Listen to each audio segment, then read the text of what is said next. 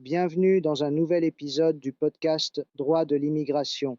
Je suis l'avocat Fabio Locerbo et aujourd'hui nous analysons une décision récente du tribunal administratif régional du Latium, section première terre, jugement numéro 451 du 5 mars 2026, procédure RG numéro 1535 de 2026. L'affaire concerne un travailleur étranger entré régulièrement en Italie avec un visa délivré dans le cadre du Decreto Flussi pour travail saisonnier. Toutefois, après son entrée sur le territoire italien, une étape fondamentale prévue par la législation n'a jamais été accomplie, la signature du contrat de séjour auprès du guichet unique pour l'immigration. En l'absence de cette formalité, la Questura de Rome a déclaré irrecevable la demande de titre de séjour pour travail salarié.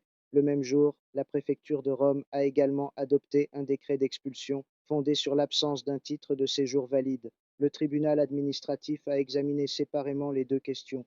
En ce qui concerne le décret d'expulsion, le tribunal a déclaré le défaut de juridiction en affirmant que la compétence appartient au juge ordinaire car il s'agit d'une mesure qui concerne les droits subjectifs de l'étranger prévus par la législation sur l'immigration. En revanche, s'agissant du refus du titre de séjour, le tribunal a considéré que l'action de l'administration était pleinement légitime. Selon les juges, la réglementation est très claire. Le travailleur étranger qui entre en Italie avec une autorisation de travail doit se présenter au guichet unique pour l'immigration et signer le contrat de séjour avec l'employeur.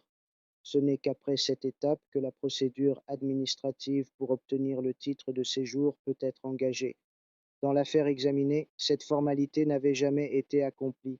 Pour cette raison, le tribunal a estimé que la décision de l'administration constituait un acte obligatoire et contraignant, conforme aux dispositions du texte unique sur l'immigration et de son règlement d'application.